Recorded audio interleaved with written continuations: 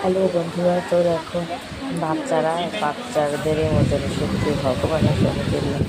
আমার মেয়েকে নিয়ে এসেছিলাম মলে জামা কাপড় পছন্দ করার জন্য।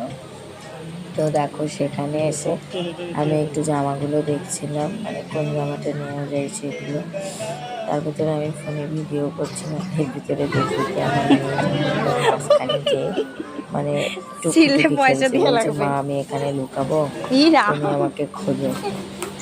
তো সব কিছুরই একটা সব কিছুরই একটা সময়, একটা তুমি তোমার মতন দেখো টাইম মেয়েকে নিয়ে, আমি আমার চলে। মতন দেখছি, চলে ঠিক দেখে নাও। ঠিকঠাক প্রচুর শরীর খারাপ, দেখছো তো ভিডিও বসানোর সময় ঠিকঠাক করে কথাও বলতে পারছি না, এবার ভীষণ অসুবিধাও হচ্ছে। তার ভিতরে এই পুজোর সময় বাচ্চাটাকে নিয়ে এত শরীর খারাপ, এই জন্য ঠিকঠাক করে তোমার ভিডিও দিতে আসতে পারছে না। যে ইউটিউবে যারা প্রতিনিয়ত কাজ করে চলছে তাদের কাছে আমি জানতে চাইছি এদিকে আসো, এই দেখো ইউটিউবে কেমনভাবে ভিডিও বসালে ভিডিও তারা ভাইরাল বা সাফল্য পাওয়া যাবে, বা ইউটিউবে কত ফলোয়ার্স হলে ইউটিউব থেকে টাকা পাওয়া যায়।